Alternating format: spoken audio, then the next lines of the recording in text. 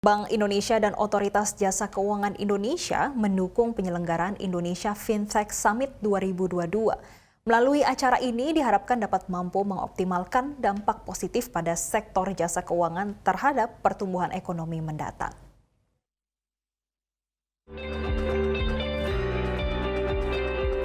Bank Indonesia dan Otoritas Jasa Keuangan Indonesia bersama dengan para pelaku industri kembali menyelenggarakan Indonesia Fintech Summit 2022 keempat pada tanggal 10 hingga 11 November 2022 di Bali.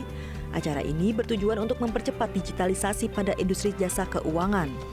Kegiatan IFS 2022 ini merupakan bagian dari rangkaian program pada Bulan Vintage Nasional. Industri keuangan digital atau vintage merupakan potensi menjadi sektor unggulan bagi ekonomi digital di Indonesia. Proyeksi ini didorong oleh sejumlah peluang dan tantangan yang akan dihadapi di masa depan. Menurut Ketua Umum Asosiasi Vintage Indonesia, Pandu Syahril, melalui acara ini diharapkan dapat mengoptimalkan dampak positif pada sektor jasa keuangan terhadap pertumbuhan ekonomi yang berkelanjutan dan stabilitas sistem keuangan di masa mendatang. Salah satunya dengan mengimplementasikan antara inovasi dan pertumbuhan dan perlindungan konsumen.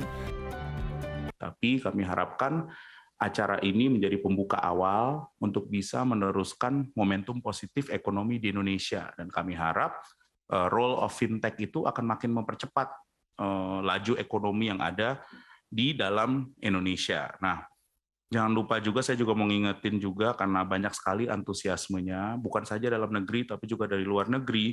Puncak kegiatan kita di Fourth IFS ini tanggal 11 November Pak, hari tahun ini dan tahun depan, di mana Indonesia bisa menjadi salah satu yang men-set agenda ke depannya, ya kan.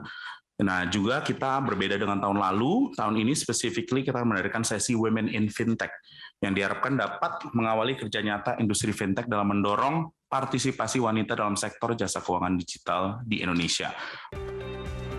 Menurut Kepala Grup Departemen Kebijakan Sistem Pembayaran Bank Indonesia, Dudi Hermawan, jumlah vintage di Indonesia tumbuh pesat dengan transaksi yang terus berakselerasi. Bank Indonesia sangat mendukung adanya Indonesia Fintech Summit 2022 bahwa IFS tahun ini mengangkat tema yang sejalan dengan presidensi G20 Indonesia sebagai salah satu acuan pengembangan pembayaran lintas negara yang menjadi salah satu agenda prioritas.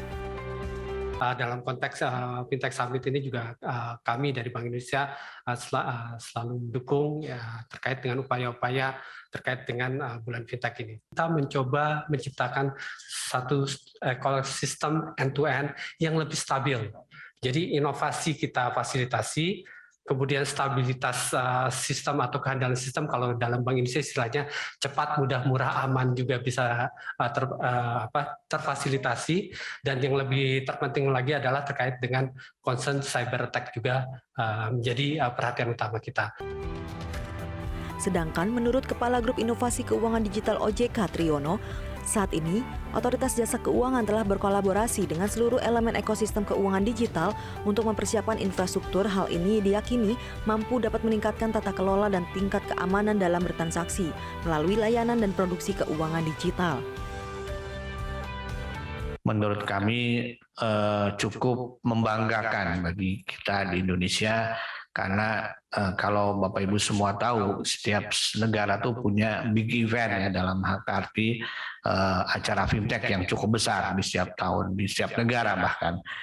Bahwa Indonesia itu adalah market fintech yang terbesar di ASEAN dan juga pemainnya pun juga terbesar di ASEAN. Jadi oleh karena itu ditunggu oleh semua masyarakat fintech di ASEAN atau mungkin di dunia apa yang terjadi di Indonesia. Kurang lebih sekarang sudah ada 200 fintech yang tercatat, terdaftar, berizin di OJK. Saya kira mungkin belum termasuk yang di Bank Indonesia dan belum termasuk juga ada beberapa yang sudah menjadi member AFEK tapi bukan merupakan wilayah kerja dari OJK. Melalui acara Indonesia Fintech Summit 2022, diharapkan dapat mampu mengoptimalkan dampak positif pada sektor jasa keuangan terhadap pertumbuhan ekonomi mendatang. Dan diharapkan ekonomi digital dapat tumbuh hingga 4.500 triliun rupiah di tahun 2030 mendatang dengan mendorong literasi keuangan digital. Tim Liputan MGN.